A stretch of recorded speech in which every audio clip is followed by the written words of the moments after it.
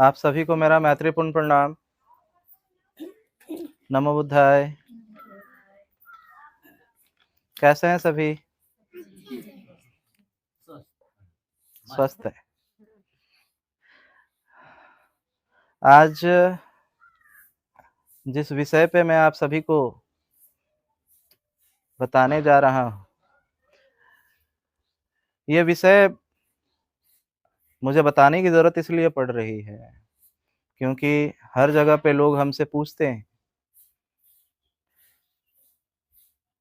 कि हमें खुशी और शांति से क्यों नहीं रह पाते। हमारे जीवन में हम मेहनत तो बहुत करते हैं, लेकिन फिर सुख शांति क्यों नहीं है? नहीं आने के पीछे का कुछ कारण, और वो कारण जैसे इसको आधार बना करके किताबें भी लिखी गई। जैसे हम पढ़ते हैं, जिसे हम कहा जाता है ना, ये राम जन्मभूमि। तो राम जन्मभूमि को लेकर के जब हम कुछ पढ़ते हैं तो वो किताब कौन सी है, और जिसके बारे में पढ़ते हैं उसके लिए जो किताब लिखी गई है। रामायण तो पूरी की पूरी कहानी, लेकिन जब हम उनके बारे में पढ़ते हैं तो उस किताब को क्या कहते हैं? रामचरितमानस मीन्स, चरित मीन्स चरित्र, चरित्र। और ये चरित्र क्या होता है? चरित्र होता क्या है? क्या चरित्र सही और गलत दोनों होता है, या सिर्फ अच्छा ही होता है?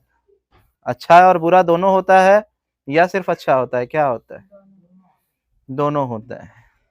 जब दोनों होता है, क्योंकि हम कहते हैं ना इसका चरित्र सही नहीं है या इसका चरित्र सही है, तो ये चरित्र सही और चरित्र गलत, कौन सा चरित्र सही और कौन सा चरित्र गलत, ये भी तो समझना होगा ना। हम बस इतना चाहते हैं रिजल्ट, हम आउटपुट पे काम करना चाहते हैं, लेकिन इनपुट में क्या चीजें कर रहे हैं उस पर कोई ध्यान नहीं है। हमें कोई भी चीजें जो खूबसूरत दिखती हैं, जैसे टीवी देख रहे हैं, तो जो टीवी हम देखते हैं तो बाहर से तो वो हमें स्क्रीन पे बहुत अच्छी अच्छी चीजें दिखाता है, लेकिन आप जब उसको स्क्रीन को अगर हटाएंगे वहां से और टीवी को खोलते हैं तो क्या नजर आता है? बहुत छोटे छोटे छोटे छोटे माइक्रो लेवल के वायर होते हैं, उसमें तारे होती हैं, मतलब बारीकियों से उसमें कार्य किया गया होता है, और वो बारीकियां ना हो तो नहीं चलेगा। लेकिन उन बारीकियां, छोटी छोटी चीजें, छोटी छोटी जोड़ के वजह से ही टीवी निर्मित हुआ है। उसी प्रकार से हमारे द्वारा किए गए छोटे छोटे अच्छे प्रयासों से हमारा जीवन सुखमय बनता है। तो हम क्या करते हैं? हमारा चाहिए कि रिजल्ट अच्छा हो, चाहे भले ही हम जो कृत्य कर रहे हो 24 घंटे वो भले ही गलत ही क्यों ना हो। 24 घंटा हमारा कैसा चरित्र रहता है? चरित्र मीन्स क्या? वो चीजें चरित्र में आती हैं जो आपके कैरेक्टर मीन्स जो आप क्रिया करते हो। अगर जितेंद्र है तो जितेंद्र को हम कैसे जानेंगे कि ये जितेंद्र है?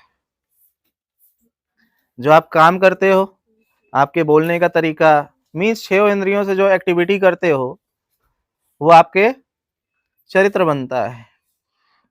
लोग जान जाते हैं कि जितेंद्र आने वाला है, तो उसके लिए ये खाना बनाना और ये पानी, इस तरह का पानी पीता है, इस तरह का चाय पीता है, इस तरह से उसको चीनी चाहिए या चीनी ज्यादा चाहिए या चीनी कम चाहिए, तीखा ज्यादा पसंद है या तीखा कम पसंद है।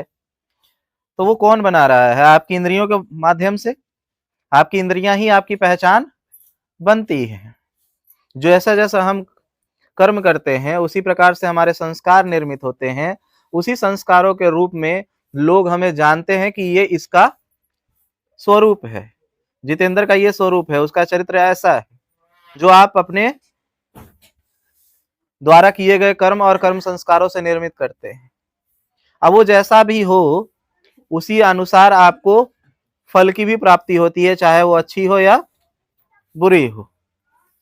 लेकिन जब हम दिन भर का 24 घंटे जो क्रियाएं कर रहे हैं, उन क्रियाओं में अगर हम उसे देखने जाएं तो इसे 3 भागों में बांटा जाता है कि वो क्रियाएं राग, द्वेष और मोह रहित है या नहीं। अगर राग, द्वेष और मोह से रहित अगर हम क्रियाएं कर रहे हैं तो हम दुखों से मुक्त होंगे, और राग, द्वेष और मोह से क्या कर रही हो? आराम से बैठो, मन शांति से बैठने नहीं देता है।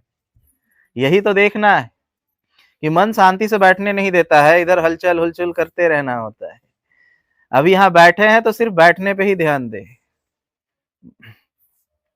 तो राग, द्वेष और मोह से जो मुक्त चित्त होता है तब हम शांति से रह पाते हैं। अगर राग, द्वेष और मोह अगर हमारे कर्मों में दिख रहा है, अब राग, द्वेष और मोह में बोल के निकल जाऊंगा तो समझ में आने वाला नहीं है, क्योंकि राग, द्वेष और मोह को हम जानते नहीं है। क्योंकि हमने तो ये शब्द ही कितने लोगों ने अगर हो सकता है पहली बार सुना हो कि राग क्या होता है। अभी तक तो जो लोग गाना गाते होंगे या गाना सुनते होंगे उन्हें राग का मतलब तो वही पता होगा, सा रे गा मा पा धा नि सा, कि यही राग है कि नहीं? 7 राग 7 सुर, यही पता है ना। ये राग क्या होता है? मीन्स इंद्रियों के द्वारा। अब इंद्रियां अगर हम बात कर रहे हैं, लोग ऐसे 5 इंद्रियों की बात करते हैं, मैं बार बार 6 इंद्रियों की बात करता हूँ, क्योंकि हम बार बार सुनते भी होंगे 6 सेंस सुनते हैं ना। 5 सेंस आपने सुना है क्या? इंग्लिश में हम 6 सेंस कहते हैं और हिंदी में कहते हैं 5 इंद्रियां। हिंदी में 5 इंद्रियां बोलते हैं, लेकिन इंग्लिश में हम जब भी कहते हैं तो क्या कहते हैं? 6 सेंस कहते हैं। एक जो कि हमने, हमारा जो कर्म संस्कार है, हमारा जो आचरण है, जो जिससे हम जाने जाते हैं, वो सारे के सारे हमारे द्वारा लिए गए आहार से जाना जाता है। और हम क्या आहार लेते हैं? आहार का मतलब ये नहीं होता है भोजन। आहार 6 इंद्रियों का आहार, हर इंद्रियों के आहार अलग अलग होते हैं। अब आंख से आप तो दाल भात चोखा तो खा नहीं सकते हैं। आंखों से क्या करते हैं? देखते हैं। अब चीजें उसमें है कि आप देखते क्या हो। एक तो ये चीजें आएंगी कि आप देखते क्या हो, फिर दूसरा आएगा क्या कि जो देख रहे हो उससे राग द्वेष पकड़ रहे हो या नहीं पकड़ रहे हो। तो पहले जो चीजें देखना, देखते क्या हो, सही या गलत? नहीं, एक समय में दोनों कैसे देखते हैं? हम एट अ टाइम की बात कर रहे हैं कि अगर आप कोई चीजें अभी देख रहे हो तो देखते क्या हो? आप लोग क्या देखते हो? कोई बैठ करके सीरियल देखने में अधिक समय बिताता है, तो वो सही है या गलत है? हाँ, क्योंकि उसमें गलत किस आधार पे कहा आपने? अगर कहा भी तो किस आधार पे गलत है? नहीं, टाइम, बात तो वही हो गया, टाइम वेस्ट मीन्स गलत, लेकिन किस आधार पे वो गलत क्यों होता है? क्योंकि उसमें मानव चेतना का विकास के लिए कोई चीजें नहीं दिखाई जाती हैं। उसमें हर वो चीज दिखाई जाती है जिससे कि सास बहू का झगड़ा हो सके। कैसे दो सास बहू को कंट्रोल में करे और बस में चलाए, वो चीजें सिखाई जाती है। और कैसे कॉल करके अपनी बेटी को सिखाए कि अपने पति को कैसे कंट्रोल में रखना है, और अपने बेटे को बहू कंट्रोल में रखे तो फिर कैसे उसको अपने छुड़ाना है। मीन्स कहते हैं ना कि अपने घर में अगर बेटा और बहू है और बहू अपने पति को कंट्रोल कर रही है तो कहते हैं कि कहां से डायन आ गई। लेकिन कॉल करके अपनी बेटी को क्या सिखाते हैं? हाँ, दामाद को अपने बस में रखने के लिए। लेकिन वही काम अगर बेटी करती है तो, या बहू करती है तो अपने अपने पति को कंट्रोल में करने के लिए, तब वो डायन हो जाती है। तो ये सारी चीजें किस पे निर्भर कर रही है? ये जो अपनापन का चीजें आया ना यहाँ पे, ये राग द्वेष मोह में से कौन सी चीजें है?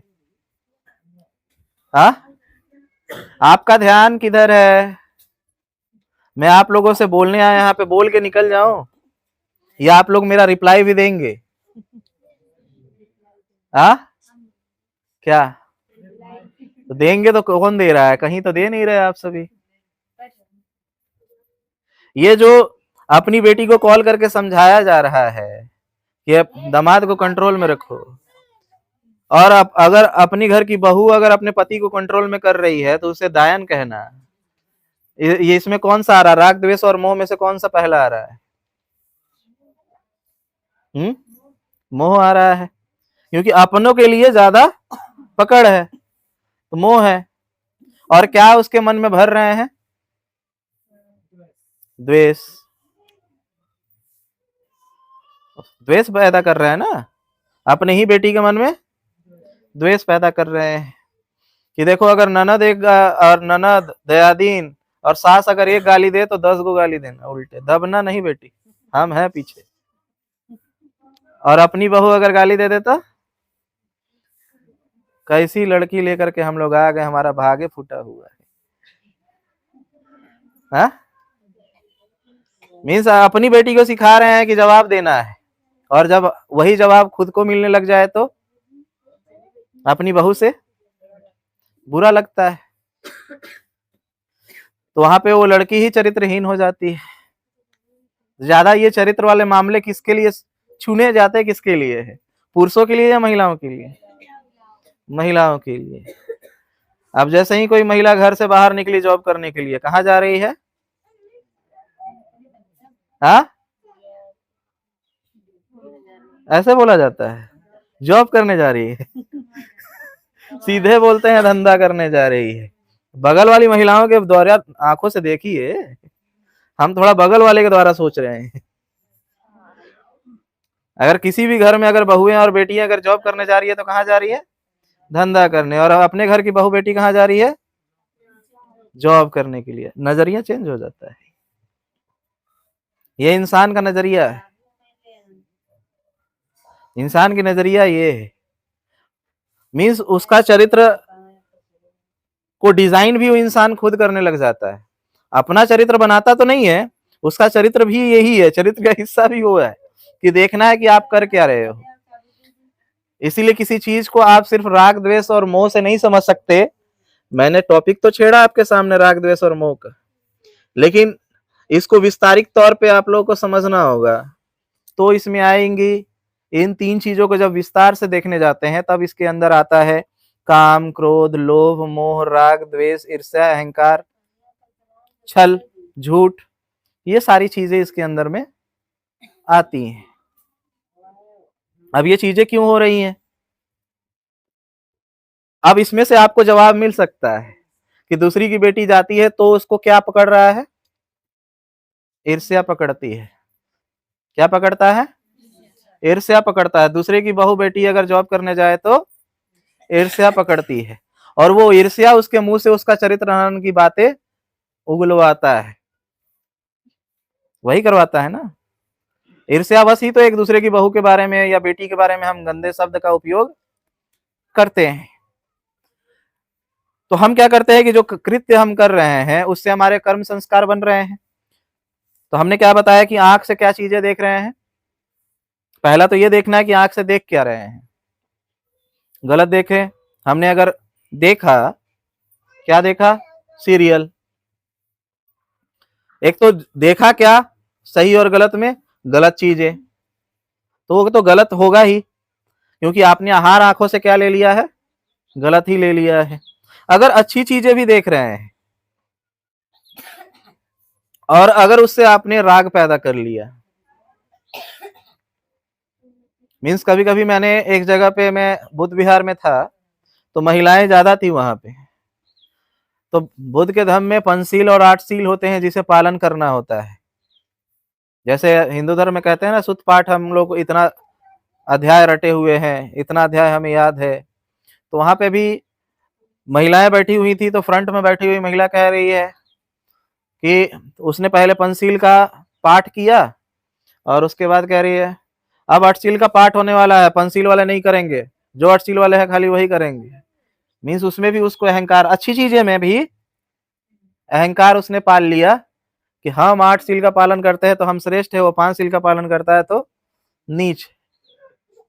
अब एक ही समय में राग और द्वेष दोनों पैदा कर लिया, राग अपने प्रति और द्वेष दूसरों के प्रति।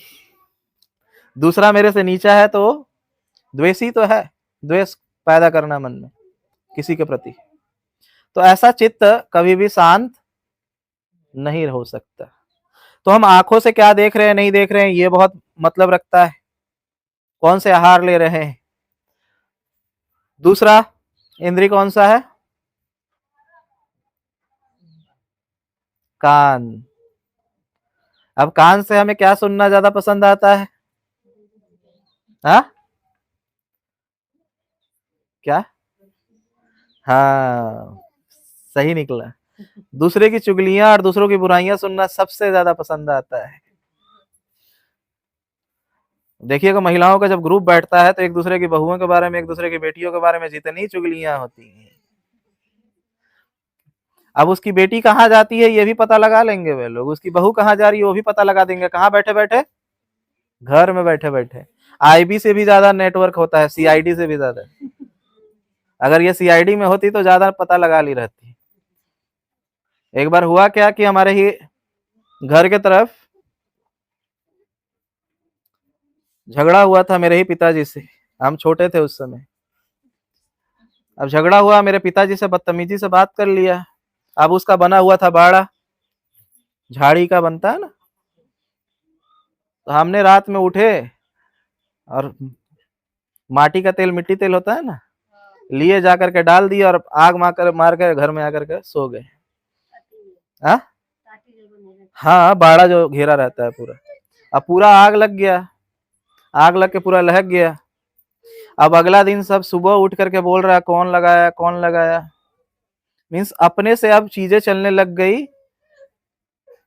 कि कोई रात में आया था तो कौन आया था। तो लोग को तो अब कोई चीजें दिखती नहीं है तो क्या नाम दे देते हैं? भूत का, चुड़ैलों का।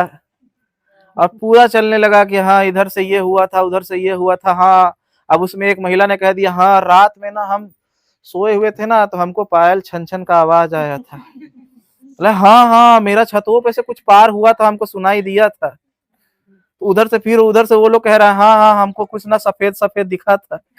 मीन्स अब थोड़ा थोड़ा सबने देखा था तो अब कंफर्म हो गया कि हाँ उसी ने आग लगाया। हम 1 साल के बाद अपने घर वालों को बताएं कि आग मैंने लगाया था।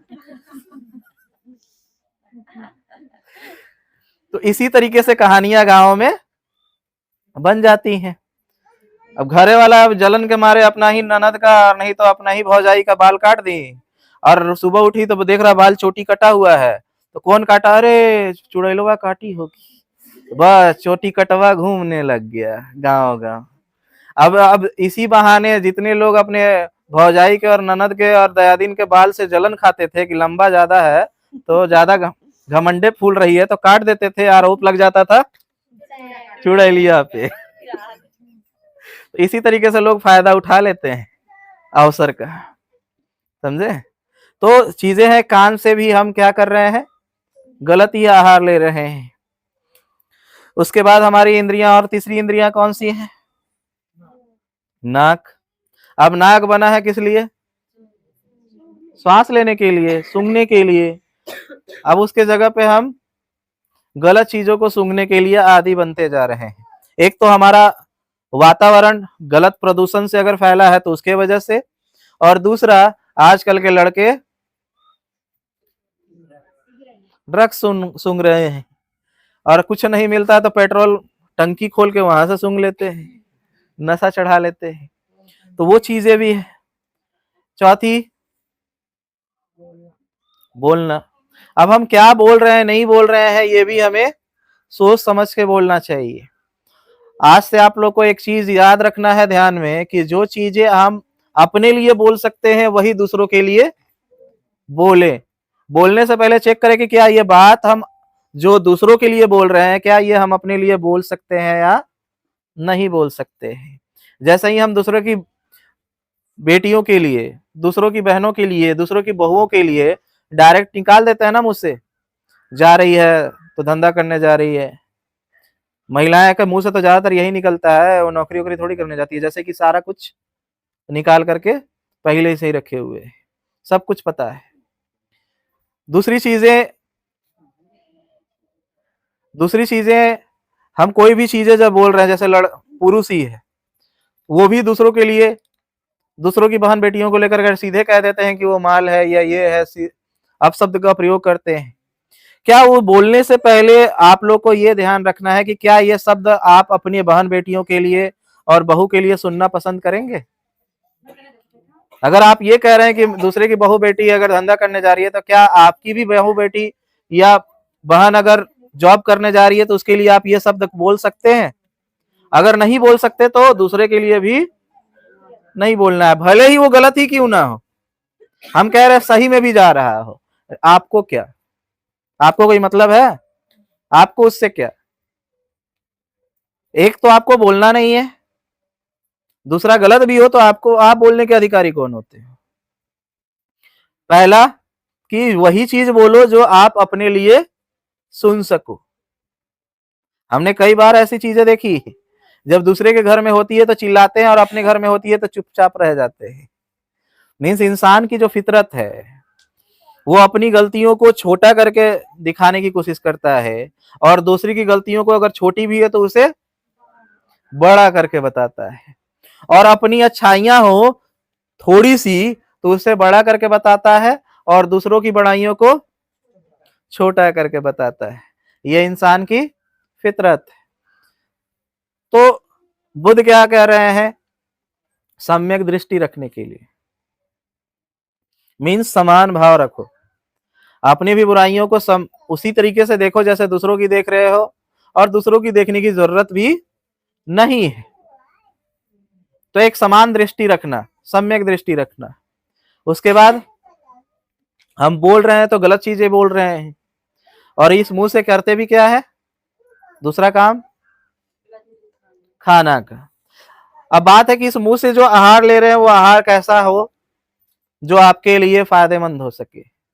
कैसा आहार होना चाहिए? एक, कि उसमें आप मादक पदार्थों का सेवन न करें। मादक पदार्थ कौन कौन से हैं? नशीले पदार्थ, चाहे वो शराब हो, गुटखा हो, सिगरेट हो, खैनी हो, ये सारी चीजें आपके लिए खराबी ही करती हैं। जिन लोगों का ये कहना है कि नहीं एक नशा फायदेमंद होता है, शरीर के लिए जरूरत है, तो क्या बुद्ध पुरुषों ने क्या नशा करके 80 साल जिया?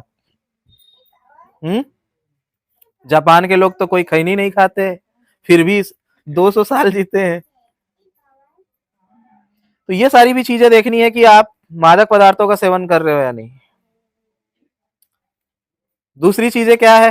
तामसिक भोजन, ऐसा आहार जो आपके काम वासना को प्रज्वलित करता है और आपको चित्त को गर्म करता है और क्रोध पैदा करने में सहायक होता है, जैसे कि अत्यधिक तला हुआ और तीखा भोजन करना, या बासी भोजन करना, या फिर मांसाहार का सेवन करना। ये सारी चीजें तामसिक भोजन में आती है। और तीसरी चीजें अत्यधिक भोजन करना। ये तीनों चीजें आपको दिमाग में रखना है। तो आप क्या ले रहे हैं इस मुंह से खाने के तौर पे, वो भी क्या है उसको भी ध्यान में रखना। ठीक है? और फिर और कौन सी इंद्रियां हैं?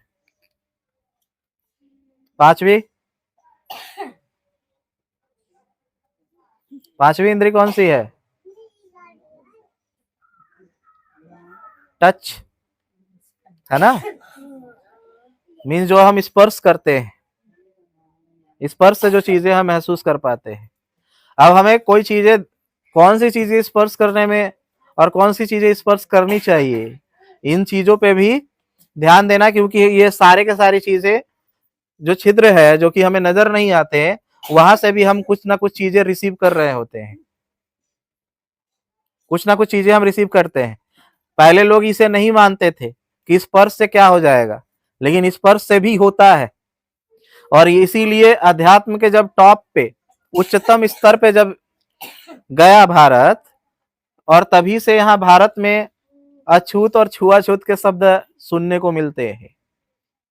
क्यों? क्योंकि अध्यात्म के ऊपर तक जब जाएंगे तब जाकर के आपको पता चलेगा कि हमारी ये सूक्ष्म छिद्र भी, ये भी अवशोषित करते हैं, ऊर्जाओं को अवशोषित करते हैं।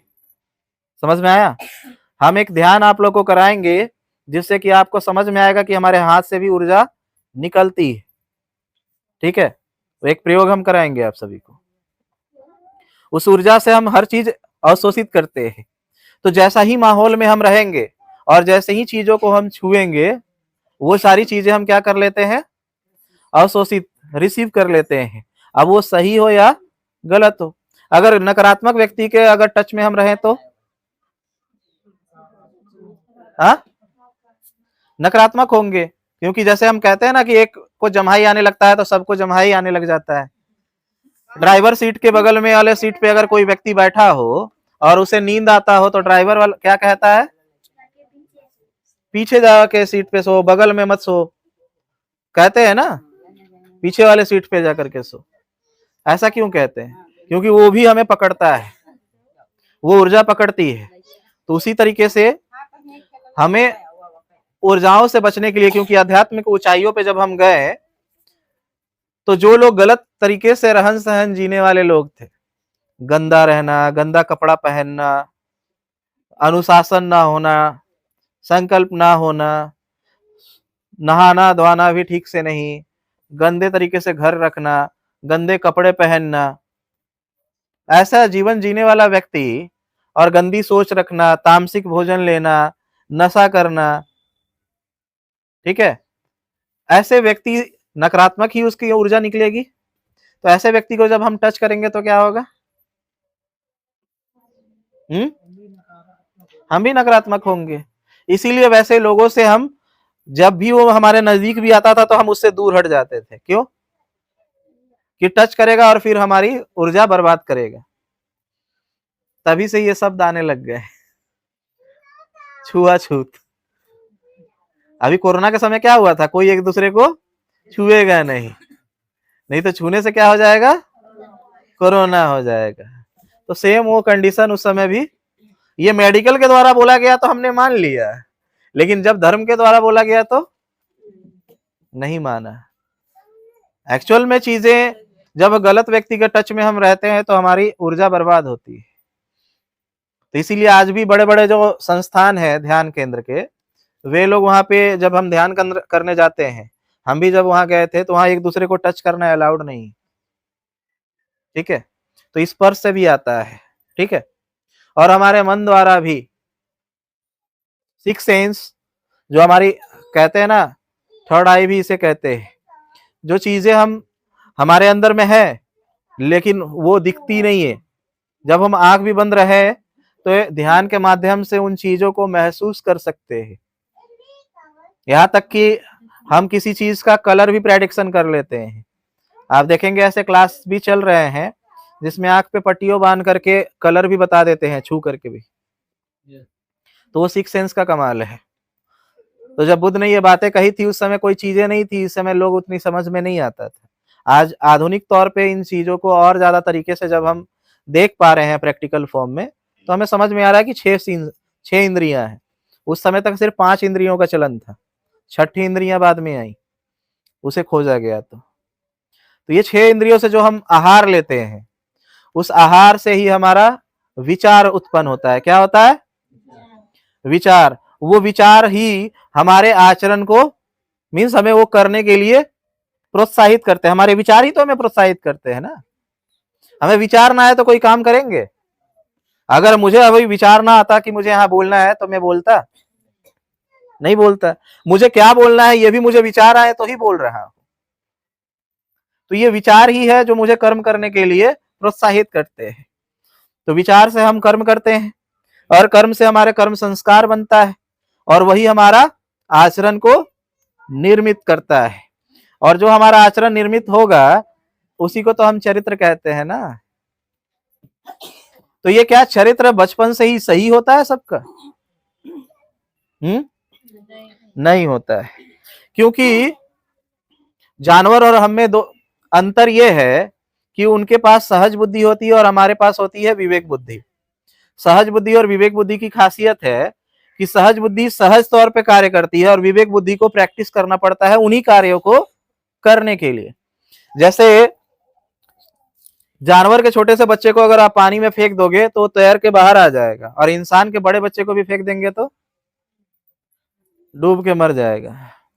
इंसान के बच्चे को अगर उल्टी आए, अगर छोड़ दिया जाए तो वहीं उल्टी करते करते गिर करके मर भी जा सकता है। लेकिन जब जानवर के बच्चे को उल्टी आता है तो वो पहले जाता है किसी खास प्रकार के घास को खाता है और फिर जाके उल्टी करता है। उसने कहां से डॉक्टरी करके आया है? हर जानवर करता है। कहां से करते हैं वे? क्योंकि उनके अंदर सहज बुद्धि है, मीन्स वो चीजें पहले से प्रोजेक्टेड है। प्रोजेक्टेड है। जैसे कोई भी कंप्यूटर चलता है या मोबाइल चलता है तो उसमें फंक्शन पहले से ही स्टोर रहता है तो ही वो कार्य करता है। अलग से वो कोई भी कार्य कर सकता है जो उसमें स्टोर नहीं है? कर सकता है? जो चीजें उसमें फिट ही नहीं की गई है वो नहीं कर सकता। और वही चीज है, इंसान में अंतर है कि इसके पास विवेक बुद्धि है। ये कोई भी कार्य कर सकता है, लेकिन इसके लिए क्या जरूरत है? प्रैक्टिस। ये जितना ज्यादा प्रैक्टिस करेगा उतना ज्यादा अच्छे से और हर कार्य को वो कर सकता है। इसीलिए बचपन से बच्चे को पता नहीं होता है कि क्या सही है और क्या गलत।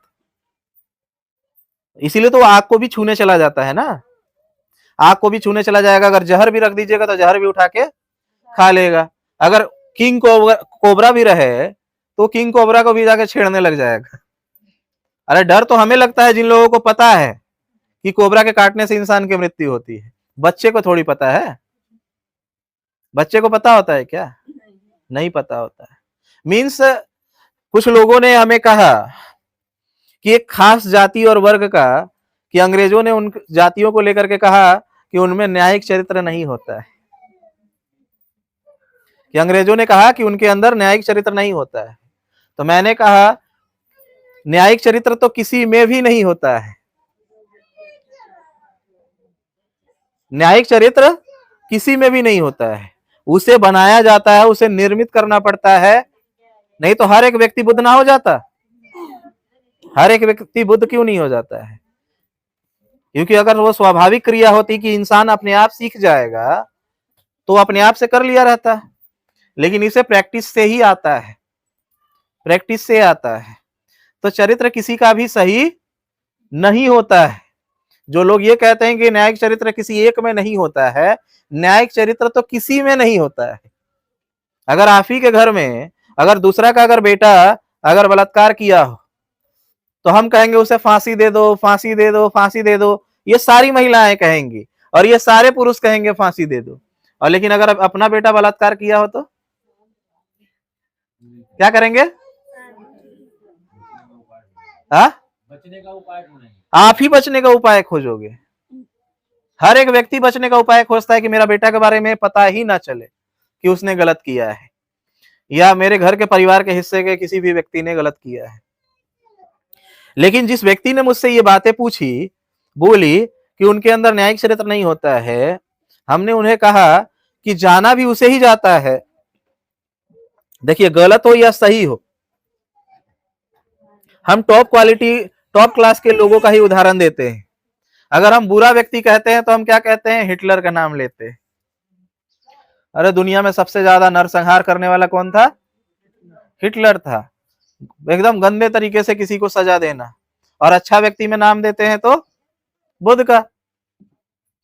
मीन्स हम कहां पे ले रहे हैं? बुराई का अति करने वाला और अच्छाई का अति करने वालों में ही हम उदाहरण देते हैं। इसका मतलब ये नहीं है कि अच्छा करने वाले लोग और नहीं है क्या ऐसा? अच्छे करने वाले लोग और भी है, बुरे करने वाले लोग और भी है, लेकिन हम टॉप क्लास के लोगों की बातें करते हैं। तो जिस व्यक्ति ने मुझसे ये सवाल किया था कि उस वर्ग के अंदर में न्यायिक चरित्र नहीं होता है, ये बात अंग्रेजों ने कही, तो मैंने उससे कहा कि अंग्रेजों ने नीचे क्लास के लोगों से मिला ही नहीं था ना। जिसके साथ हम उठक बैठक करेंगे, जानेंगे उसी के बारे में ना, उसी के बारे में जानेंगे। और किसी के बारे में जान सकते हैं क्या? जिसके बीच हम नहीं बैठेंगे उसके बारे में जान सकते हैं? अगर वो और लोगों के बीच में बैठा रहता तो उसे उनके बारे में भी पता चलता है। क्योंकि हम ही देखेंगे कि हर एक जातियां, भारत की जो स्थिति है, हर एक जातियां की एक अलग मीटिंग होती है।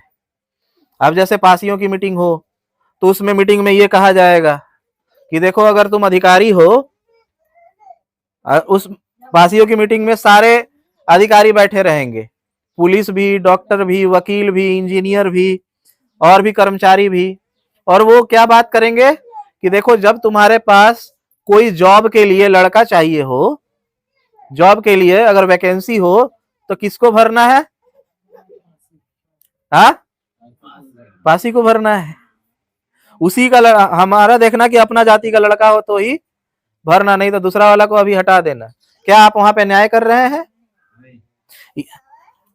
मैं हर जातियों के मीटिंगों में लगभग बैठ चुका हूं और हर जाति के लोगों से मिला हूं। सारे जातियों के मीटिंग में सेम यही मीटिंग होती है, चाहे चमारों की हो, दुसादों की हो, यादवों की हो, कुर्मियों की हो, कोयरियों की हो, पटेलों की हो, चाहे जिसकी भी, कुम्हारों की हो, मछुआरों की हो, सबकी क्या है? एक ही चीज कहा जाता है उनके जातीय संगठन के मीटिंगों में कि अपना जाति का व्यक्ति होगा तो हम उसको पहले प्रधानता देंगे, बाद में दूसरे को देंगे। तो ये क्या न्यायिक चरित्र है? आप भी वही कर रहे हो और कल जाकर के आप सत्ता में आ गए तो वही करोगे ना। और जब आप सत्ता में आ गए और वही करोगे और उस समय कोई अंग्रेज रहे तो फिर क्या कहेगा? पासियों में न्यायिक चरित्र नहीं होता है, चमारों में न्यायिक चरित्र नहीं होता है। वो जिसका भी टॉप लेवल पे रहेगा और अंग्रेज उस समय रहते तो वो सबका नाम लेकर के कहता कि नहीं कहता? तो वो जब यहाँ पे था उस समय टॉप में कौन थे?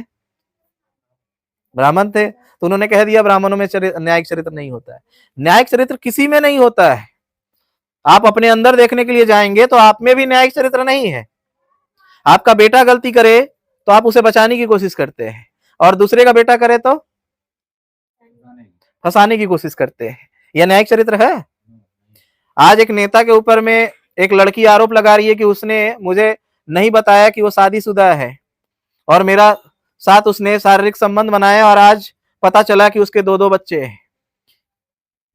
तो उसके खिलाफ जब वो बोलना शुरू कर दी है अभी, तो उसके समर्थकों ने क्या कहना शुरू कर दिया है कि जो भी हुआ था उसके मर्जी से हुआ था, इसीलिए हमारा नेता गलत नहीं है।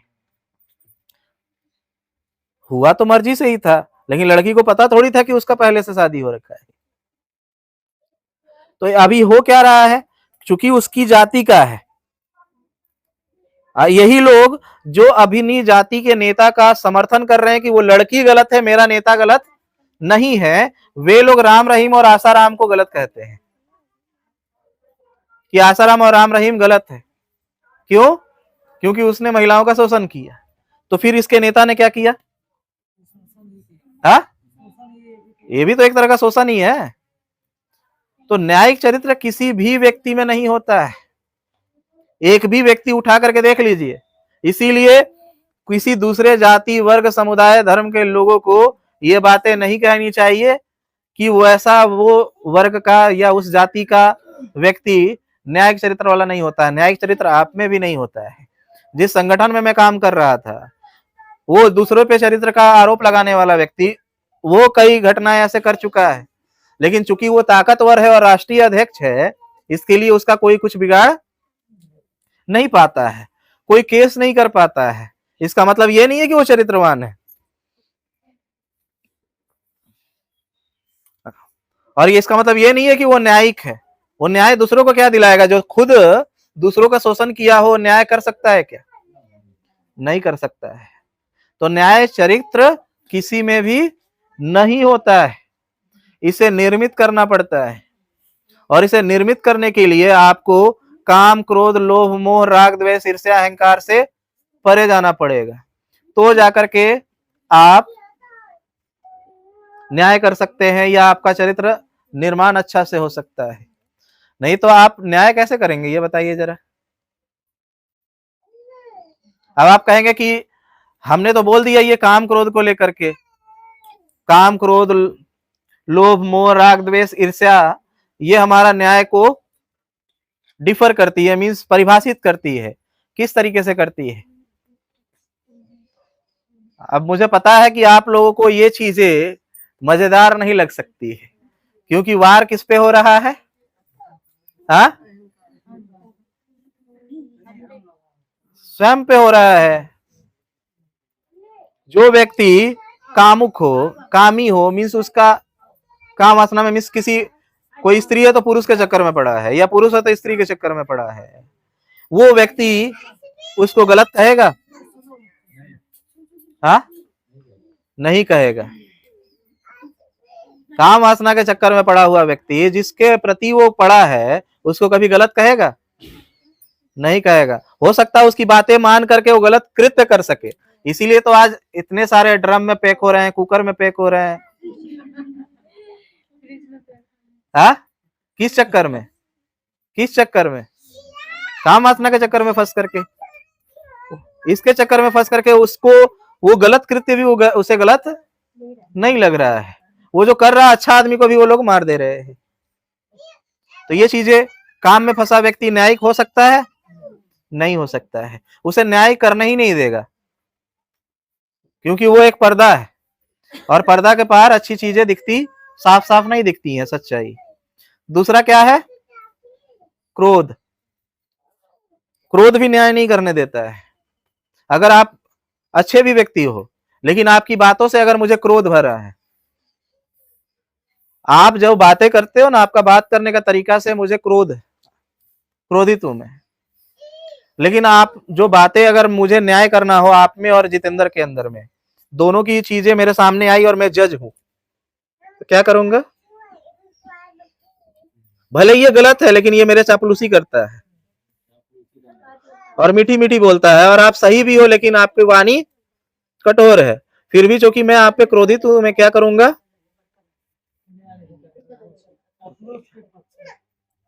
न्याय करूंगा उस समय? नहीं कर सकता है। क्रोधी व्यक्ति न्याय कर सकता है? जवाब चाहिए आप सभी से, जवाब चाहिए आप सभी से, क्योंकि याद रहे आप सभी को, क्योंकि मैं यहां से बोल के निकलूंगा, अपने आप को अपने अंदर देखना है, इसीलिए मैं कह रहा हूं। क्रोध में आप कभी भी न्याय नहीं कर सकते। लोभी व्यक्ति कभी न्यायिक हो सकता है? क्योंकि जिधर से पैसा मिलेगा उधर ही, तो लोभी व्यक्ति भी कभी भी न्याय नहीं कर सकता। जिधर से पैसा मिलता है जज को, उधर ही न्याय कर देता है। वो न्याय करता है? तो लोभी व्यक्ति भी न्याय नहीं कर सकता है। मोह में फंसा व्यक्ति भी न्याय कर सकता है क्या? अगर कटघरे में अगर अपना ही बेटा खड़ा हो, अपनी पत्नी खड़ा हो, अपनी बेटी खड़ी हो, और वो गलत हो, चाहे वो घूस लेने में, भ्रष्टाचार में पकड़ी गई हो, या गलत कुकर्मों में पकड़े गए हो, क्या हम उसके विपक्ष में जाएंगे? नहीं जाएंगे। तो मोह में फंसा हुआ व्यक्ति भी न्याय नहीं कर सकता है। समझ रहे? राग द्वेष में फंसा व्यक्ति भी, वो व्यक्ति जो किसी चीज को पकड़ लेता है, चाहे अच्छा हो या बुरा हो, उसके प्रति उसके अंदर में उसकी चाहत पैदा हो जाना, गलत हो या सही हो। जैसे कोई व्यक्ति को अपना धर्म सही लग रहा है, और वो अपना धर्म को छोड़ करके अगर दूसरा धर्म का भी व्यक्ति, जैसे इस्लाम, उसमें कहा गया है कि ईमान वाला व्यक्ति, जो ईमानदार है, वही सच्चा इंसान है। तो चाहे आप ईमानदार हो, लेकिन अगर आप हिंदू धर्म में हो तो आप गलत। ईमानदार चाहिए तो कहां चाहिए? इस्लाम में, तो जाकर के आप सही हो। तो वो चीजों को पकड़ा है, राग पकड़ा है, हिल सकता है। तो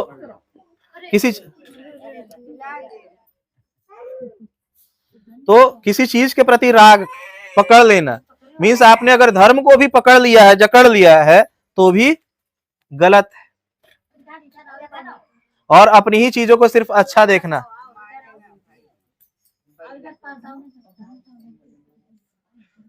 और किसी चीज के प्रति, किसी विषय वस्तु के प्रति द्वेष पैदा करना, मीन्स उसके प्रति अपना ये गलत है, मीन्स अगर सही भी हो तो उसे क्या कहना, गलत है।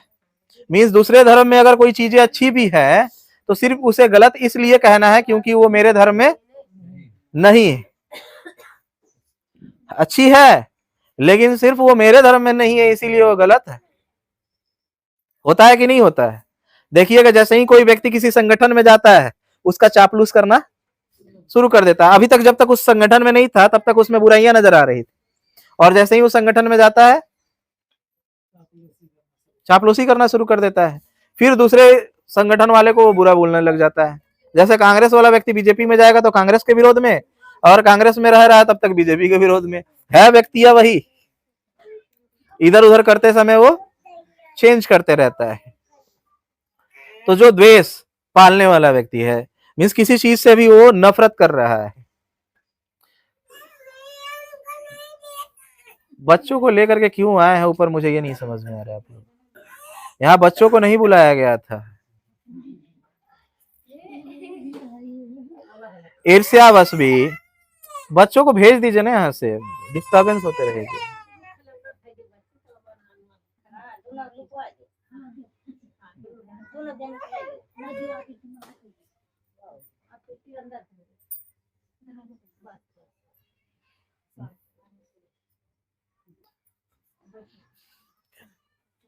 तो मोह में फंसा हुआ भी व्यक्ति या राग द्वेष में भी फंसा हुआ व्यक्ति कभी भी न्याय कर सकता है क्या? जो अपनी ही चीजों को बोले कि नहीं मेरी ही वाली चीजें अच्छी है, बाकी सबकी बुरी है, तो इनमें फंसा हुआ व्यक्ति भी न्यायिक नहीं हो सकता है। इसके आगे हम कहते हैं ईर्ष्यालु। भले ही आप अच्छे हो लेकिन चूंकि हम आपके इस लेवल पे नहीं है, हमें आपसे ईर्ष्या है। ईर्ष्यावश भी क्या हम न्याय कर सकते हैं? नहीं कर पाते हैं। देखिएगा गांव में जब भी झगड़ा होता है और गरीब और अमीर में अगर मारपीट हो जाए, गरीब और अमीर में मारपीट होता है तो आरोप किस पे लगता है? अमीर पे लगता है। वो अमीर है, अमीर पे सारे के सारे गरीब झुक जाएंगे अमीर के पीछे। क्यों? क्योंकि उससे वो ईर्ष्या करते हैं और कहेंगे कि गलती उसी की है ताकि उसके पैसा निकलवाया जा सके। गरीब को गलत कैसे कह देंगे? गरीब को तो वो अमीर लोग गलत कहते हैं क्योंकि वो उससे घृणा की भावना से देखते हैं। जो अमीर गरीब के साथ कर रहा है वो क्या कर रहा है? घृणा का भाव कर रहा है। क्या? घृणा। लेकिन यहाँ गरीब जो अमीर के साथ कर रहा है वो क्या कर रहा है? ईर्ष्या की वजह से करता है। वो देखता है अरे पैसा वाला है ना, इसको लूटो। आप थाना में आपके ऊपर केस भी हो जाएगा ना। अगर गरीब जाकर के अगर अमीर के ऊपर केस कर दे तो थाना में क्या करते हैं पता है? जो पैसे वाला है उसको बोलता है कि ज्यादा पैसा दो, और गरीब को सिखाता है कि इसके ऊपर और ज्यादा एफआईआर कैसे लगवा सकते हो, और ज्यादा एफआईआर करवाओ, ताकि जितना बड़ा एफआईआर होगा उतना मोटा पैसा निकाला जा सकता है। वो कुछ घटना भी ना घटी हो तो गरीब को पुलिस वाला ही सिखाएगा कि जा करके ब्लाउज फाड़ करके पहुंच जाओ अपनी बीवी का और बोल देना कि वहां हमारे साथ ये हुआ था, ताकि ज्यादा से ज्यादा पैसा निकलवाया जा सके। हाँ SC ST हो ना, अरे जनरल वाला है, ओबीसी वाला है तो उस पर केस लगवाओ, SC ST एक्ट लगा दो और उसके बाद मोटा पैसा वसूल लेना। तो SC ST एक्ट का भी उपयोग इस तरीके से किया जा रहा है। एक महिला का अभी पेपर में छपा 46 लाख रुपया उसने इस तरीके से इकट्ठा किया था। झूठा SC ST एक्ट लगा करके उस एक्ट को हटाने के लिए, केस को वापस लेने के लिए 5-5 लाख 6-6 लाख रुपया करते करते 46 लाख रुपया इकट्ठा कर ली थी। तो ईर्ष्यावश भी इंसान न्यायिक नहीं हो सकता। हो सकता है क्या? ईर्ष्यालु व्यक्ति भी न्यायिक नहीं हो सकता। अहंकार, अगर आप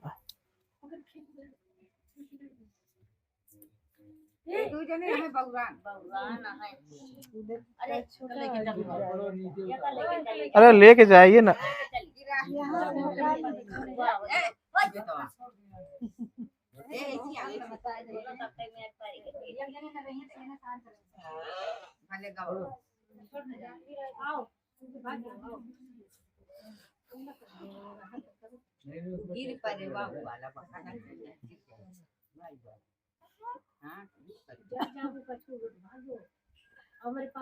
अब जैसे जो ही बात मैंने अभी कहा ना SC ST का, अरे पहुंचा दीजिए ना, क्यों आप लोग भी डिस्टर्ब कर रहे हैं? मतलब यहाँ पे सारा माहौल बिगाड़ रहे हैं सब कुछ। सुनने वाला कोई सुन रहा है ठीक से?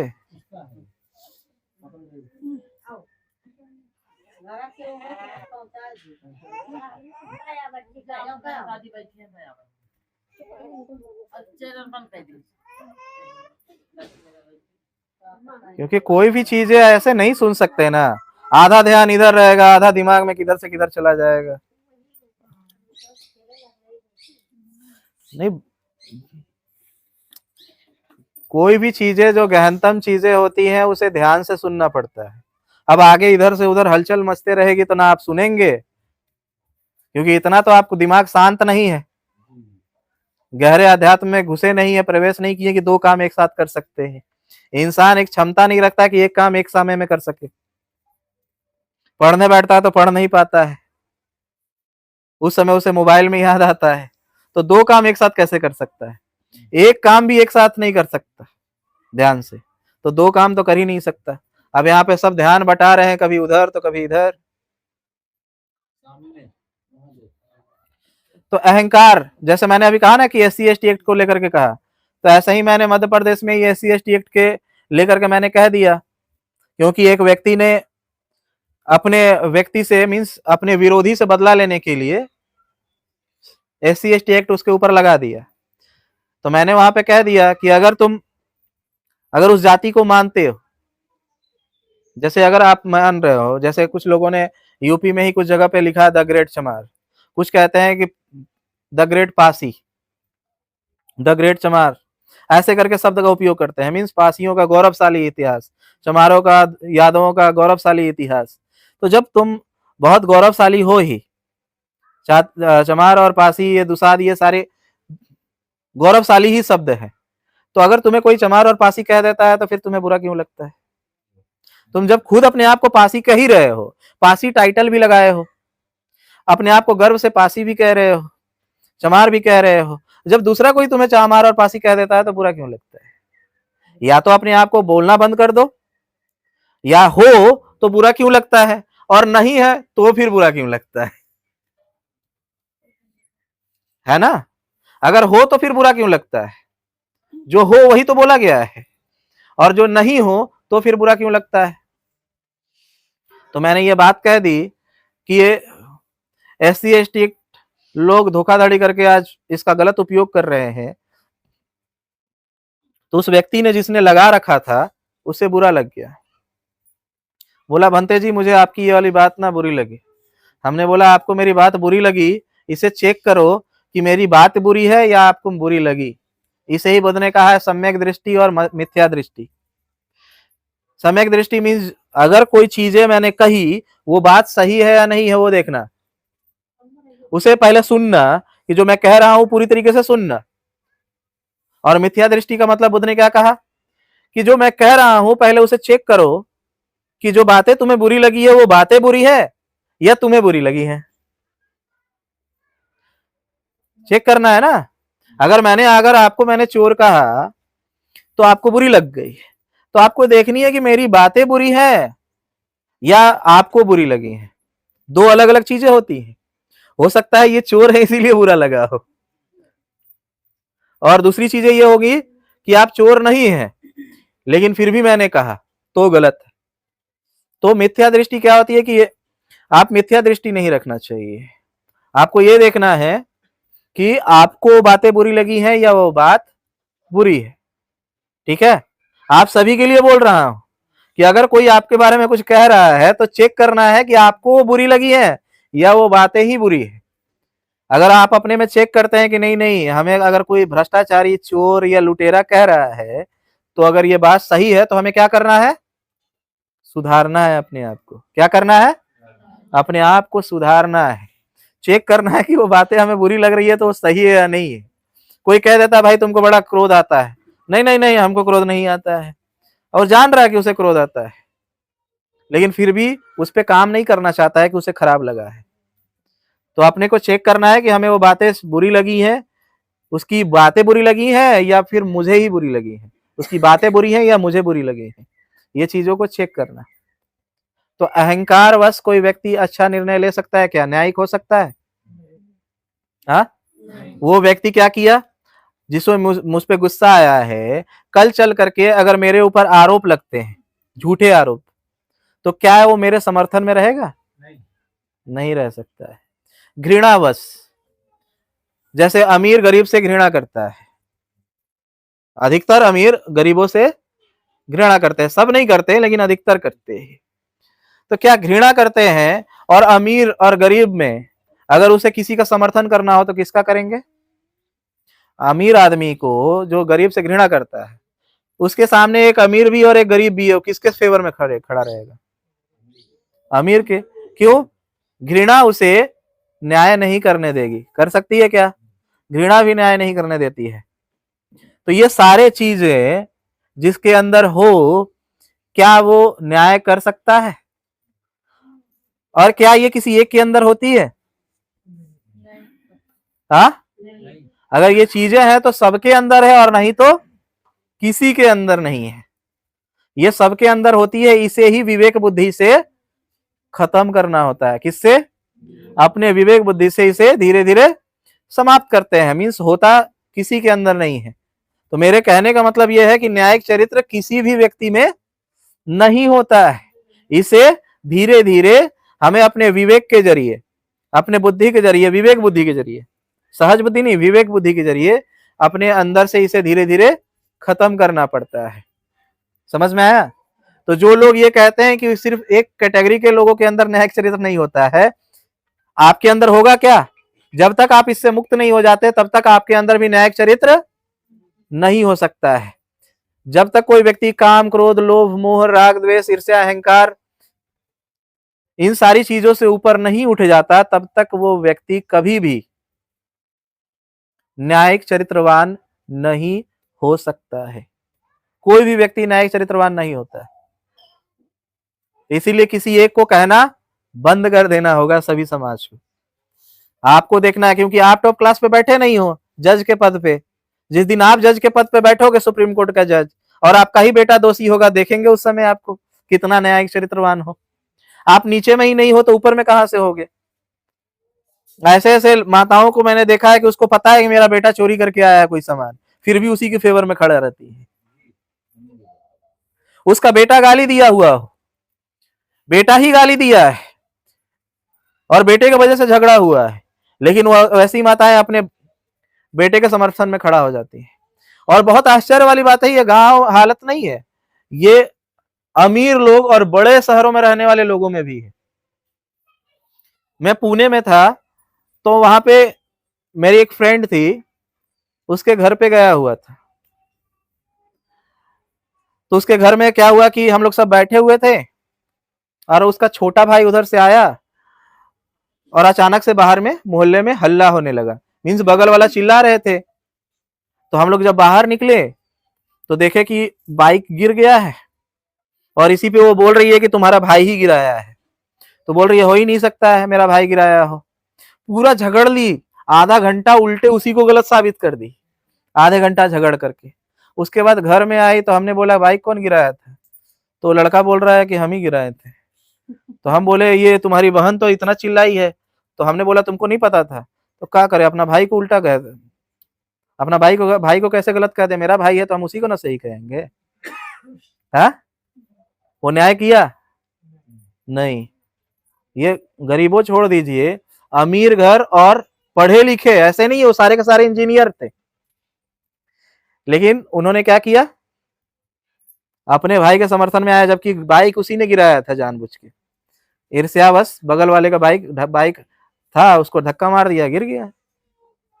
तो न्यायिक चरित्र ऐसे नहीं होता है, किसी में भी नहीं होता है, इसे निर्मित करना पड़ता है।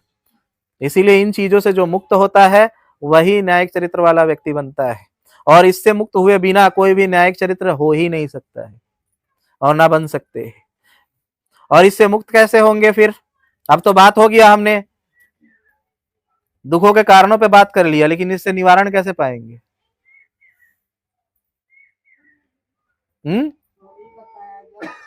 दुख से निवारण हम पा सकते हैं इसे खत्म करने के लिए, खत्म करके। तो इसको खत्म करने के लिए 3 उपाय है। जैसे अभी शुरुआत में बात उठी थी 3 तगाड़ा काम बिगाड़ा, लेकिन 3 तिगाड़ा काम सुधारा होता है।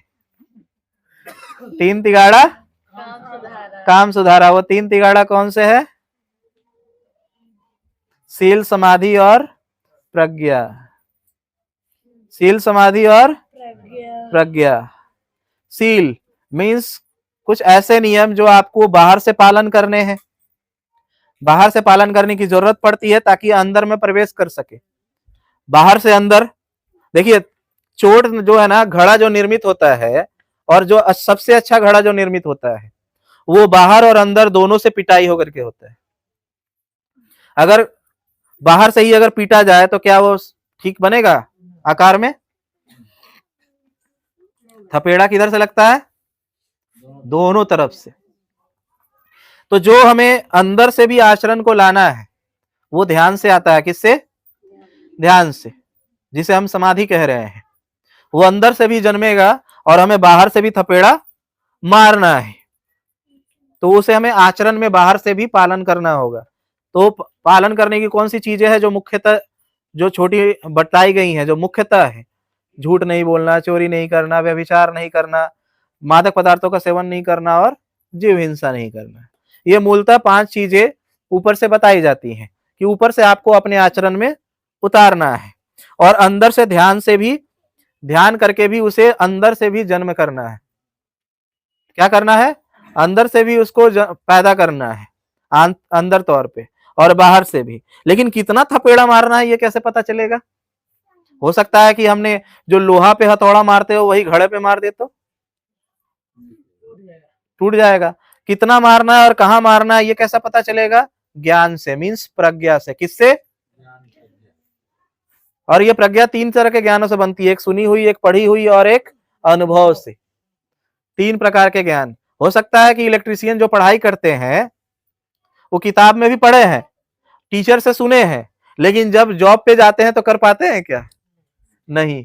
प्रैक्टिकल करना, तो प्रैक्टिकल अनुभव से ये चीजें आती हैं। तो 3 प्रकार के ज्ञान मिलकर के क्या बनते हैं? प्रज्ञा। क्या? वो प्रज्ञा हमें बताती है कि सील का पालन कितने अच्छे से करना है, और वो उसको और ध्यान में और ज्यादा गहराई से कैसे जाना है। तो सील, समाधि और प्रज्ञा का प्रयोग कर हम अपने आचरण में एक न्यायिक चरित्रवान व्यक्ति बन सकते हैं। क्या बन सकते हैं? न्यायिक चरित्रवान वाले व्यक्ति बन सकते हैं। ठीक है। अब ये 3 चीजों का पालन हमें करना है। ये 3 चीजों के ऊपर में मैंने विस्तार पूर्वक सील, जो पंचशील है, इसके ऊपर मैंने अलग से वीडियो बना रखे हैं। 5 सील पे 5 वीडियोज है। सील, समाधि, प्रज्ञा पे तीनों पे 3 अलग वीडियो है। अष्टांगिक मार्ग पे, उस पे 8 पे 8 अलग वीडियोज है। तो हम चाहेंगे आप लोग यूट्यूब चैनल पे जाकर प्रतिदिन एक एक कम से कम देखेंगे तो महीने दिन में आपको धम समझ में आ जाएगा कि आपको करना क्या है। ठीक है, समझ में आ रहा है? लग रहा है कितना भारी सा काम दे दिया हमने।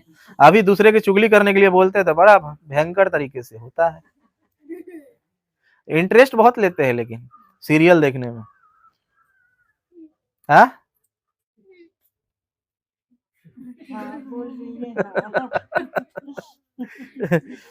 तो ये काम किसको करना है? मुझे?